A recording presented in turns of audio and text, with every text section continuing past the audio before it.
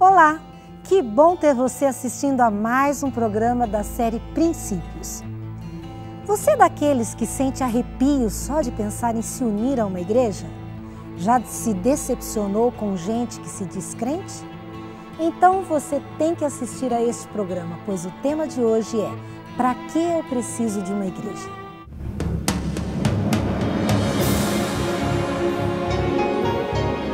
Ele permaneceu através dos tempos. O livro de Deus, a Bíblia. Indispensável em nosso mundo complexo. Está escrito. Transmitindo esperança ao redor do mundo. Apresentado por Fernando Iglesias.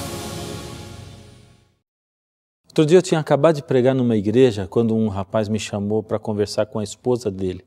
Ela não parava de chorar. Pensei talvez que pudesse ser assim um problema de casamento, problema conjugal, mas para minha surpresa, no meio das lágrimas ela disse assim: pastor, essa igreja me faz mais mal do que bem. Eu ainda estava espantado e ela continuou: sabe, pastor, quando eu cheguei a essa igreja, as pessoas sorriam para mim, me agradavam. Elas visitavam a gente em casa, viviam convidando para passeios. Mas o tempo foi passando, eu fui me sentindo como quem já é de casa. De repente parece que as pessoas esqueceram de mim. E o pior não foi esquecerem. O pior é que quando começaram a surgir problemas de relacionamento entre pessoas e eu. Comecei a ficar assim com uma impressão de que todo mundo estava falando de mim, da minha família, da nossa vida. Eu passava e parecia que todo mundo me olhava. Pastor, essa igreja me faz mais mal do que bem. Será que esse é um problema único? Será que ela é o único ser humano na face da terra a se sentir sozinha, desamparada, mesmo estando dentro de uma igreja? Será que ela é a única pessoa que abraçou uma fé e uniu-se a uma igreja pensando que ia ser feliz para sempre e de repente teve os seus planos frustrados? Por que as pessoas se frustram com as suas igrejas? Aliás, para que eu deveria me unir a uma igreja? Se Deus está em todos os lugares, por que então eu tenho que ficar aí aturando gente que eu nem conheço e conviver como se nós fôssemos irmãos?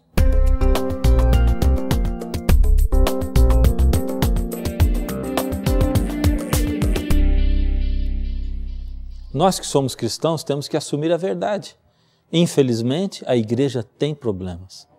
Se você está conhecendo agora a Igreja Adventista, está maravilhado porque nós procuramos seguir a Bíblia e só a Bíblia. Se você está animado pensando que encontrou a igreja onde finalmente não existe nenhum problema, você está enganado. Os membros dessa igreja têm sim muitos problemas. Infelizmente aqui também existem pessoas críticas, existem fofoqueiros e fofoqueiras, existem aqueles que vivem reparando na vida dos outros. Outro dia eu li uma frase de Gandhi que me deixou muito chateado. A frase dizia assim: eu não sou cristão por causa dos cristãos. Gandhi era um bom homem e a opinião dele tem muita influência. O que você acha que ele quis dizer com isso? Quem sabe você conhece um vizinho crente que vive brigando com a esposa e todo mundo escuta. Ou quem sabe algum parente seu emprestou dinheiro a um crente que não devolve e nem dá satisfações se pretende devolver ou não. Quem sabe o pior funcionário que você tem na sua empresa é um crente. Pode ser também que a sua vizinha, que vive indo à igreja, é a mais fofoqueira da rua. Sem dúvida, Gandhi declarou isso porque ele queria deixar bem claro que ele não gostaria de macular a sua reputação ao se misturar com cristãos cheios de defeitos e falhas. Antigamente, ser cristão era sinônimo de honestidade. Hoje em dia, ser cristão é quase sinônimo de ignorância. Não é assim nas novelas que você assiste na TV? Quando eles precisam de um pai bem ignorante, antiquado, eles arrumam logo um personagem com a Bíblia debaixo do braço. Com certeza, nós cristãos temos também uma parcela de culpa nisso. Mas se as coisas são assim, por que então eu deveria me unir a uma igreja? Essa resposta se divide em duas. Primeiro, a igreja está sim cheia de gente que tem problemas. Segundo, o que está escrito em Hebreus 10, 25 é o seguinte: não deixemos de nos congregar como é o costume de alguns. Antes, quanto mais vemos que o dia se aproxima. Você prestou atenção? A Bíblia diz, não deixemos de nos congregar. E tem mais. A Bíblia descreve o fim desse mundo como as bodas, o casamento entre Cristo e a sua igreja. Ou seja, se você quiser se salvar no fim de tudo, vai precisar estar dentro da igreja. A igreja é o único barco nesse mundo conturbado. E se quisermos nos salvar, precisaremos estar dentro desse barco. Aí você fala para mim, quer dizer então que primeiro você diz que a igreja é cheia de problemas, fofocas, gente defeituosa, depois você vem e me diz que para eu me salvar, eu preciso estar dentro dessa igreja? Desse jeito você está querendo então me condenar a ser infeliz para o resto da vida. Afinal, para que as pessoas vêm à igreja? Para que você viria à igreja? Para ser feliz? Afinal, para que as pessoas em geral procuram igrejas? Para que você iria até uma igreja adventista, por exemplo? Para ser feliz? Então saiba que você está indo ao lugar errado. É isso mesmo. Eu vou explicar o porquê. Quando eu faço casamentos, eu costumo dizer aos noivos sempre a mesma frase. É uma frase que eu aprendi com um frei franciscano. Digo logo o seguinte, noivo, você quer ser feliz? Noiva, você quer ser feliz? Então não se case. Entendeu? Não entendeu? Vou explicar melhor ainda. Se você está se casando para ser feliz, então não deve se casar. Deve se casar quem quer fazer o outro feliz. Fazer feliz. E aí muda tudo. E agora, entendeu? Para que você vem à igreja? Para ser feliz? Então você está vindo ao lugar errado. Você deve vir à igreja se você quiser fazer outros felizes. Não para ser feliz. Acontece que nós nos tornamos uma geração de cristãos egoístas. Nós estamos acostumados a ver programas de televisão onde vivem se prometendo. Você quer ter dinheiro, quer ser curado, quer ser empresário? Venha para a igreja e você vai receber tudo. Assim as pessoas hoje estão procurando as igrejas para receber bênçãos, receber dinheiro, receber curas. Enquanto isso, Jesus disse, mais bem-aventurada coisa é dar do que receber. Atos 20:35. Deus nos convida a irmos à igreja para abençoarmos uns aos outros e não para sermos abençoados. Cristo não chamou seus apóstolos para serem abençoados, mas para abençoar. Lembra-se de Paulo? Paulo era um homem de poder. Ele podia curar cegos de nascença, aleijados.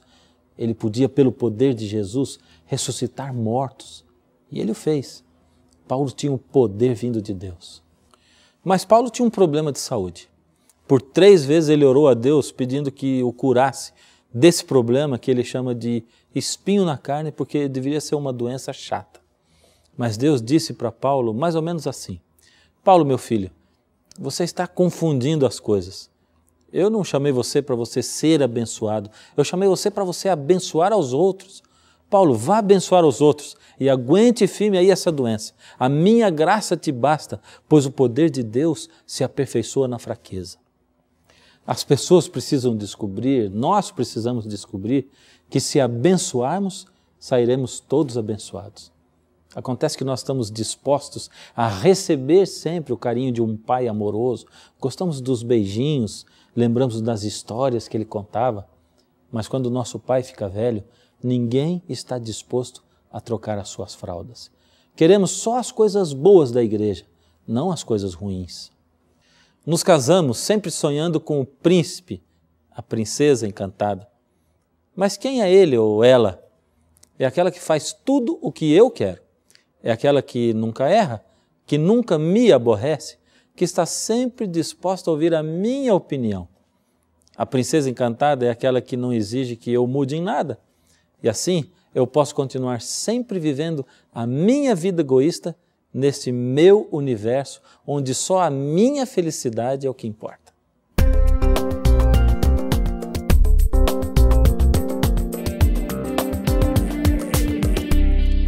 Uma pessoa passa a fazer parte de uma igreja no momento do batismo.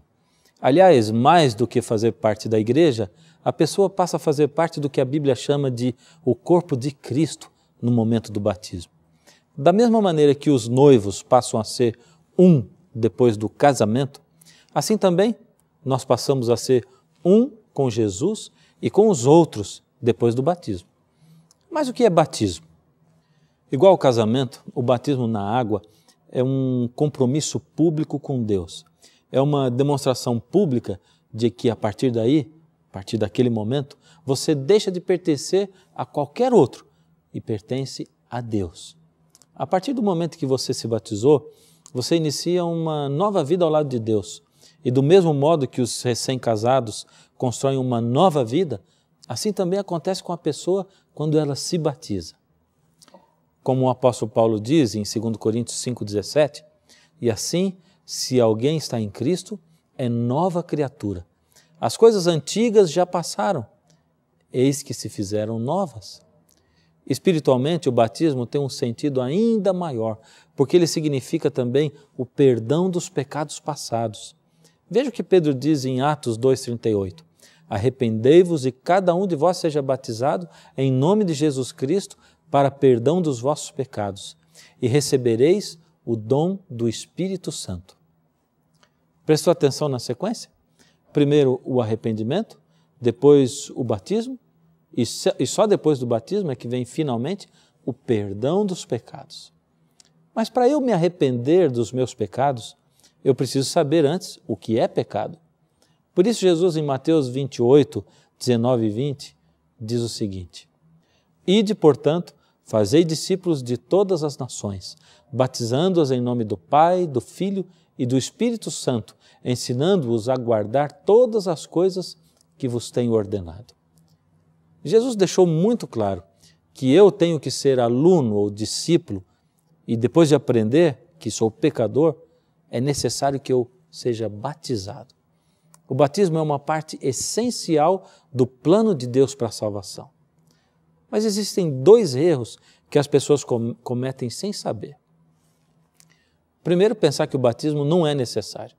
É um grande engano pensar que apenas crer é suficiente e que o batismo é simplesmente uma cerimônia, uma mera formalidade e que é condicional. Quem quiser pode se batizar e quem não quiser não precisa se batizar.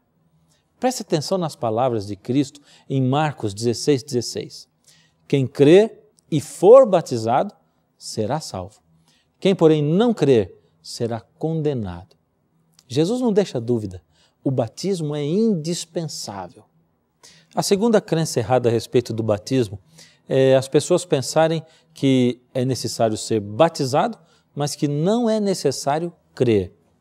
Você deve estar aí se perguntando, mas isso não existe. Imagine se alguém que não crê vai se deixar ser batizado. Mas eu posso garantir para você que isso é mais comum do que você imagina.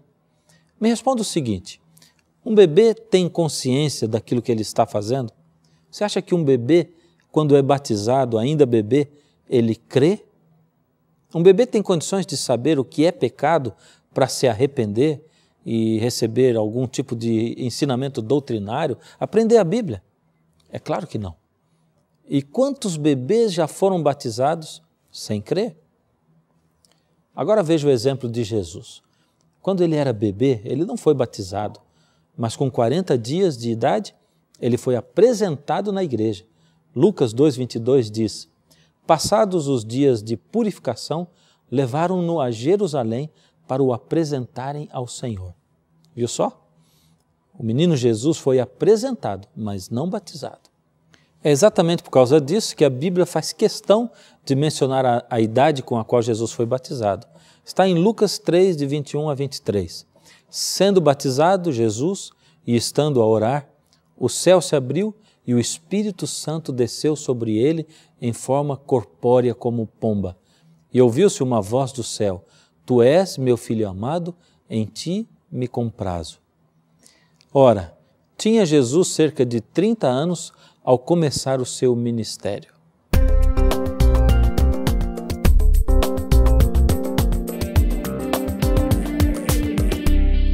E quanto ao método correto de se realizar a cerimônia do batismo? Embora a Bíblia diga que existe apenas um método, nós conhecemos 3.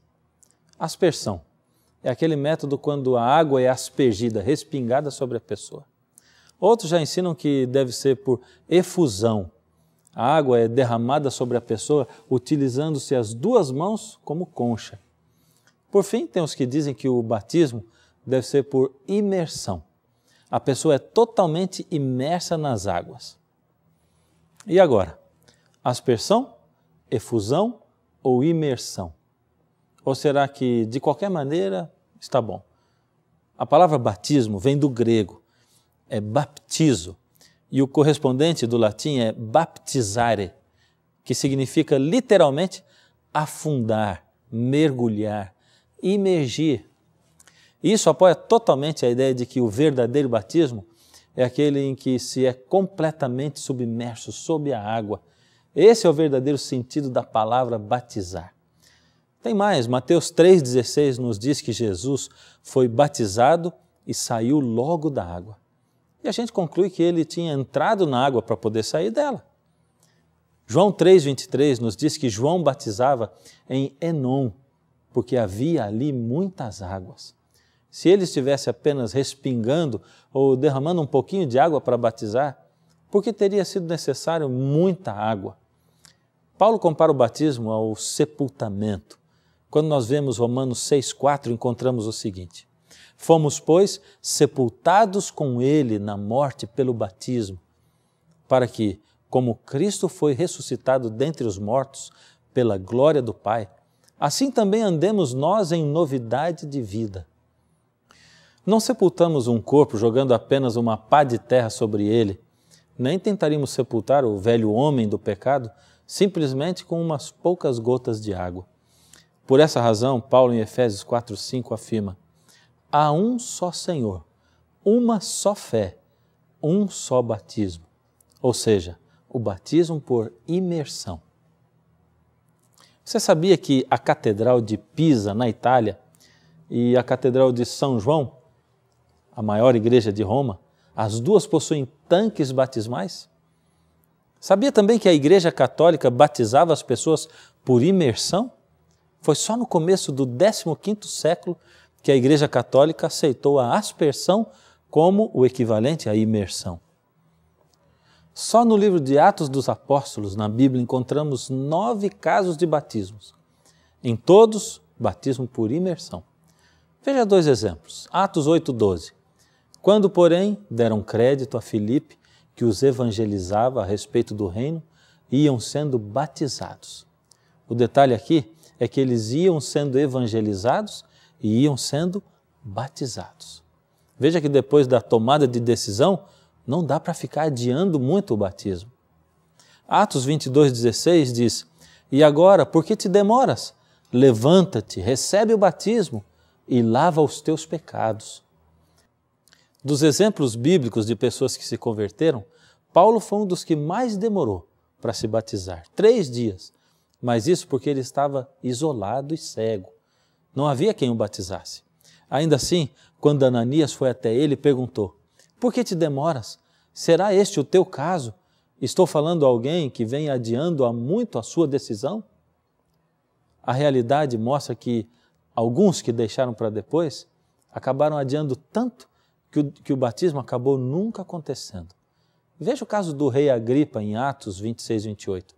Então Agripa se dirigiu a Paulo e disse: por pouco me persuades, me convences a me fazer cristão. Nunca mais a Bíblia menciona o rei Agripa. Ele deixou passar a sua oportunidade de se entregar a Jesus, de se batizar. Em Hebreus 3, 7 e 8 é dito o seguinte: assim, pois, como diz o Espírito Santo, hoje, se ouvirdes a sua voz, não endureçais o vosso coração. O batismo é o meio de receber um novo membro na família de Deus. É através do batismo que a pessoa passa a fazer parte do corpo de Cristo. Veja o que diz em Atos 2, 41 e 47.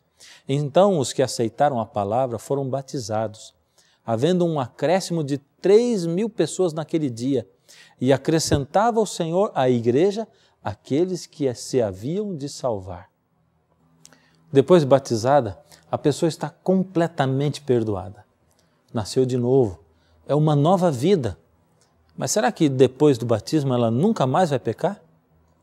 Infelizmente, continuamos a ser pecadores. Por isso a igreja tem pessoas com defeitos. Porque enquanto vivemos nesse mundo, continuaremos a ser falhos, cometendo erros. Então vem a pergunta: e aí? Como eu faço? Cada vez que eu pecar, então vou ter que me batizar de novo? Jesus sabia que poderia acontecer de nós pecarmos, mesmo depois de termos sido batizados.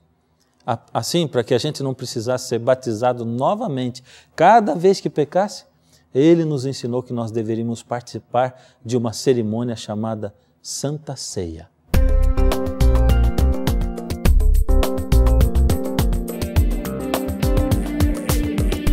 Vamos usar a nossa imaginação e viajar para o ano 31 da nossa era.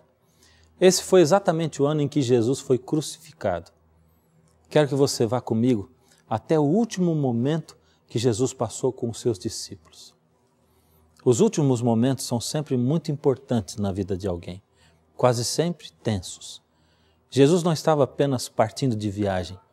Ele, o próprio Deus, havia se transformado em um homem, veio a esse mundo para pagar o preço do pecado, que é a morte. E o momento estava chegando. Todo o tempo em que ele estava com seus discípulos, ele tentou fazer com que eles entendessem que o reino que ele veio para instaurar, para construir, não era um reino terrestre como o de Roma, mas que ele veio para ganhar a vitória com a sua morte. Tentou fazê-los entender que se ele não morresse, eles não viveriam a vida eterna. Tentou fazê-los entender que, embora Satanás tivesse invadido o mundo com as suas ideias de que o mais forte tem que vencer, o mais fraco, no reino do céu, é o mais forte. O mais humilde é o melhor. Agora Jesus tinha que deixar as suas últimas palavras. Tinha que viver com eles, os seus discípulos, os últimos momentos. Dar a última mensagem. Então ele lê um trecho da Bíblia. Ele escolhe o livro de Êxodo, exatamente na noite em que o povo de Israel foi liberto do cativeiro do Egito. Leu quando Moisés, instruído por Deus, ordenou que o povo passasse o sangue do cordeiro na porta da casa para que a vida dos seus filhos fosse poupada. Enquanto Jesus lia, ele se lembrava daquela noite lá no Egito, pois ele mesmo, Jesus, estava ali presente com Moisés. Enquanto ele lia, os discípulos automaticamente adaptavam a história do Egito para aqueles dias que eles estavam vivendo sob o cativeiro de Roma. Ainda esperavam que Jesus fosse libertar Israel de Roma. Mal sabiam que ele libertaria o mundo todo. Esperavam que ele lutaria contra Roma, por isso não entendiam que ele estava lutando contra os poderes das trevas. Enquanto pensavam que talvez os seus milagres fossem ser usados como armas, ele estava querendo ensinar aos discípulos que a humildade é a arma daqueles que amam a Jesus. Então João começa a descrever uma cena assim. Levantou-se da ceia, tirou a vestimenta de cima e, tomando uma toalha, cingiu-se com ela. Ao pegar a toalha, Jesus imediatamente se abaixou e começou a lavar os pés dos discípulos, tirar desses pés a sujeira do chão de Jerusalém. Os discípulos levaram um susto. Aquilo era terrível. Lavar os pés de alguém era tão degradante que um mestre nunca exigiria aquilo de um escravo judeu. Que comportamento incompreensível para um governante que imediatamente, daqui a pouco, iria anunciar: eu confio o reino a vós, pensavam os discípulos. Porque, em geral, as pessoas pensavam que a finalidade de todas as coisas era alguém chegar no topo. E uma vez atingido o topo, lá permanecer. Mas aqui, esse homem já estava no topo. E ele se rebaixa até o chão e começa a lavar os pés dos seus discípulos. Nesse ato simbólico, Jesus inverteu simbolicamente toda a ordem social. Até os seus próprios discípulos ficaram quase horrorizados com o seu comportamento. Em Isaías 14:14 está registrado que Satanás disse: eu subirei acima das mais altas nuvens e lá estabelecerei o meu trono. Enquanto Satanás disse: eu subirei, Jesus desceu. Enquanto a criatura queria ser Deus, aquele que era Deus se tornou um servo. Será que Jesus estava querendo nos pedir que lavássemos também os pés uns dos outros?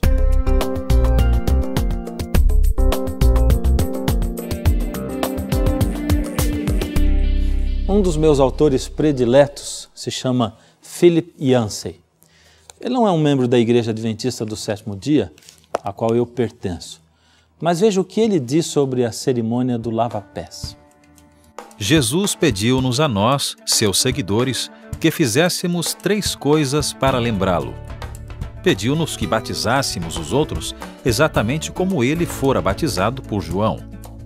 Pediu-nos que nos lembrássemos da refeição que ele partilhou aquela noite com seus discípulos.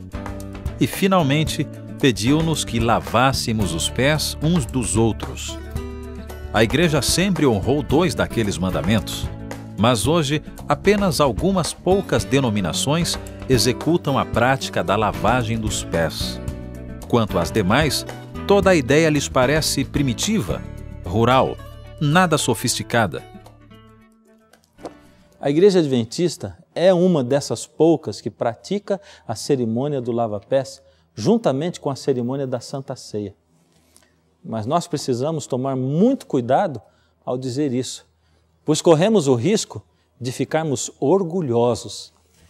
Imagine se ficássemos orgulhosos de estarmos praticando a cerimônia da humildade.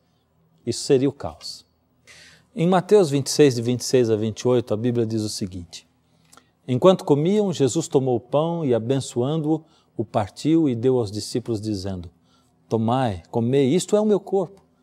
E tomando um cálice, rendeu graças e deu-lhe, dizendo: Bebei dele todos, pois isto é o meu sangue, o sangue do pacto, o qual é derramado por muitos para a remissão dos pecados. Da mesma maneira que o sacrifício de um cordeiro sempre faria o povo se lembrar de que Cristo viria e morreria por nós, a Santa Ceia nos faz lembrar que Cristo morreu por nós. A Bíblia diz em 1 Coríntios 11, 26, Porque todas as vezes que comerdes deste pão e beberdes do cálice, estareis anunciando a morte do Senhor, até que Ele venha. Quem vem até a ceia do Senhor está demonstrando publicamente que aceita o sacrifício de Jesus na cruz e recebe o seu perdão.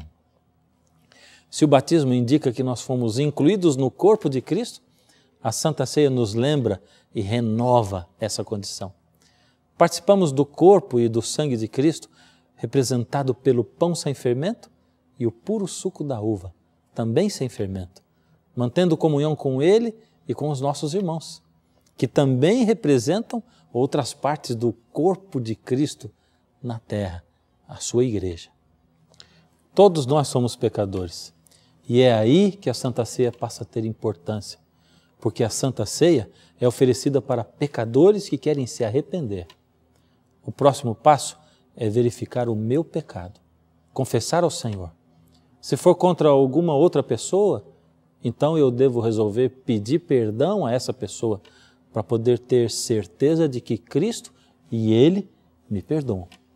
A palavra de Deus nos dá certeza disso em 1 João capítulo 1, verso 9. Se confessarmos os nossos pecados, Ele é fiel e justo para nos perdoar os pecados e nos purificar toda a injustiça. A cerimônia da ceia e do batismo são cerimônias sérias.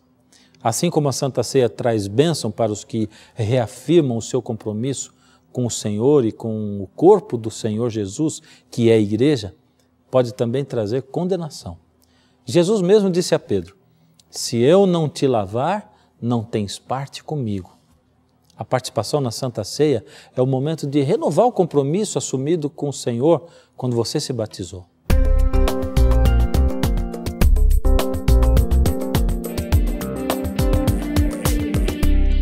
Embora Gandhi, que não era cristão, se envergonhasse do comportamento dos cristãos, ao contrário, Cristo não tinha vergonha nenhuma de misturar-se com a sua igreja defeituosa, pois ele disse em Efésios 5:23, a igreja é o corpo de Cristo, eu sou a cabeça da igreja.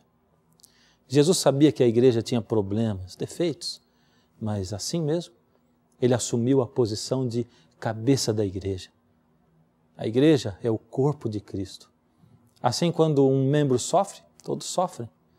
Do mesmo modo, há membros mais fortes e outros mais fracos.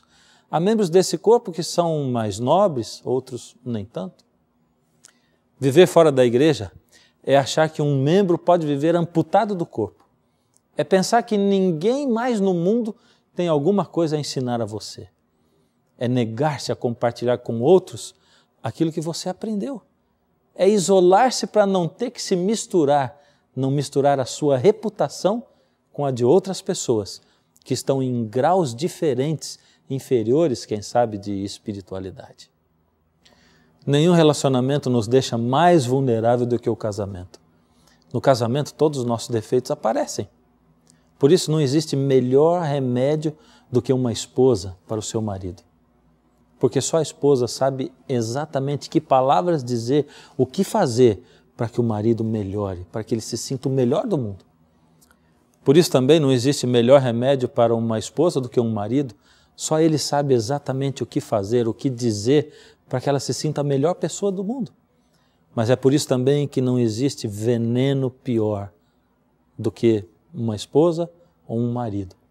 É por isso que uma briga, uma guerra entre marido e esposa acaba sendo uma guerra desleal, porque os dois sabem exatamente como deixar o outro se sentindo a pessoa mais inferior do mundo. Se o casamento deixa a gente assim tão vulnerável, é para nós aprendermos um com o outro a deixarmos um pouquinho do nosso gosto para fazer o gosto do outro, para sermos mais humildes, para aprendermos a perdoar, para aprendermos a crescer como pessoas, para sermos pessoas melhores. Assim também a igreja, como uma grande família. É na igreja, vivendo com as outras pessoas, que nós aprendemos a ser humildes, a deixar um pouco de lado o nosso gosto para fazer o gosto do outro também. É na igreja que nós aprendemos não somente a sermos ajudados, mas aprendemos também a ajudar, estender a mão para quem necessita. Se você procura uma igreja onde as pessoas sejam perfeitas, sem defeito nenhum, então esse não é o lugar certo. Mas se você procura um lugar onde, quando você cai e vai lá embaixo, no fundo do poço, você pode encontrar uma outra pessoa que também, quem sabe, esteja lá caída, e juntos, dando-se a mão, vocês se levantem e apoiem um ao outro, aí você veio ao lugar certo. Aqui é o lugar onde a gente aprende a vida inteira. E a gente aprende não só com aqueles que sabem mais, com os mais cultos, mas principalmente com os mais humildes. Porque Jesus declarou que desses humildes, dos mansos, dos que choram, é o reino dos céus. Bem-vindo a essa igreja. Bem-vindo à maneira como se entra na igreja. Bem-vindo ao batismo. Se você ouve o convite de Jesus, aceite o convite dele. Se você ouve esse pedido de casamento, aceite. Jesus é a pessoa que mais ama você em todo esse universo. Ele entregou a vida por você. E venha, faça parte dessa igreja. Essa igreja quer recebê-lo, porque só quando nós nos unirmos com nossas qualidades e nossos defeitos e aprendemos uns com os outros, aí sim nós podemos dizer que somos corpo de Cristo. Você se lembra do ditado? Uma andorinha só não faz verão. Vamos nos unir, nos tornar o corpo de Cristo, porque só assim poderemos tê-lo como nossa cabeça. Uma andorinha não faz verão, uma só pessoa não é multidão, uma estrela só pode até tentar, mas não clareia o céu. Uma gota só não é chuva, não. Um soldado só não é batalhão. Uma flor sozinha tem seu valor, mas não é jardim. Uma voz em solo não é coral. O amor sozinho não é total. Uma nota só pode até soar, mas não é canção. Um atleta só não é time, não. Uma corda só não é violão. nem dá pra fazer o arco-íris só pintando azul, pois a força está na união, na soma do melhor de cada um. O segredo está na união, nos tornamos fortes quando damos as mãos no serviço do Senhor, na esperança, no fervor, maravilhas surgirão entre nós, unidos pelo amor.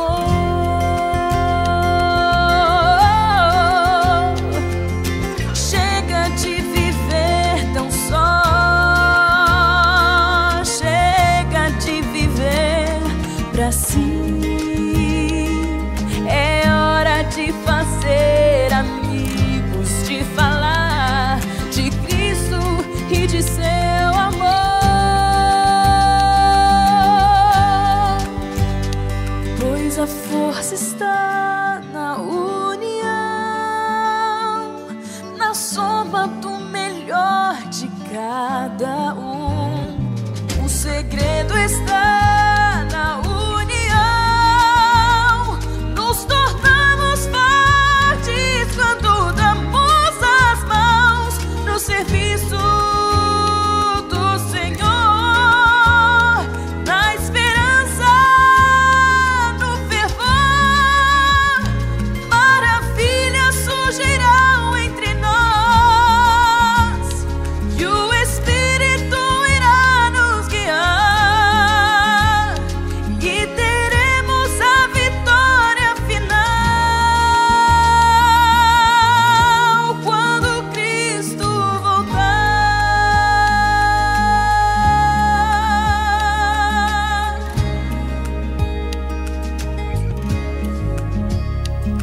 Pois a força está na união.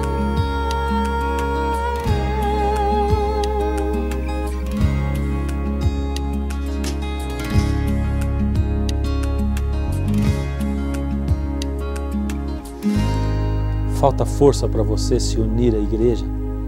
Falta coragem, fé para você chegar até o batismo? Então vamos orar. A oração remove montanhas de problemas, de incredulidade. Incline a sua cabeça comigo. Deus amado, nós como seus filhos podemos sentir, ouvir a sua voz nos convidando para o batismo, para uma entrega real, para dizer e gritar para o mundo a quem nós pertencemos, que pertencemos de agora em diante somente ao Senhor. Ó Senhor, toma a nossa vida, abre o caminho para que nós possamos chegar ali, Senhor. Ajuda-nos como igreja a ajudarmos essas pessoas a chegarem mais perto de Jesus.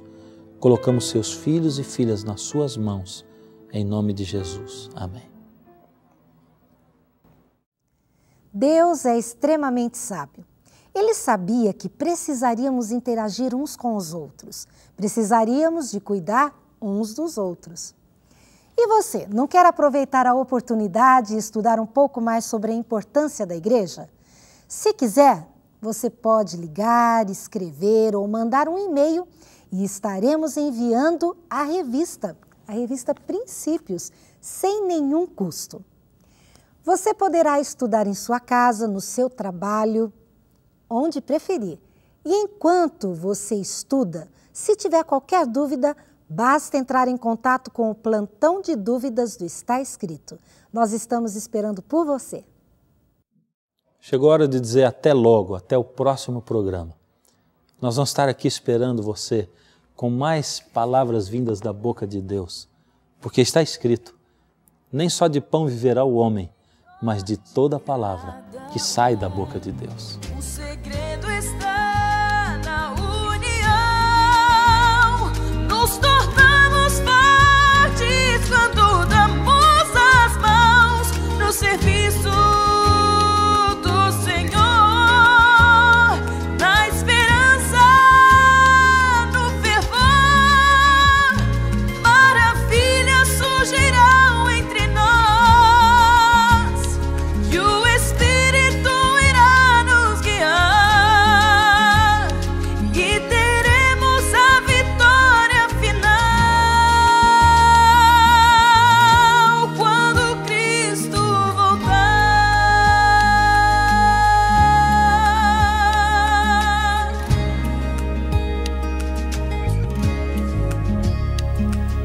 Mas a força está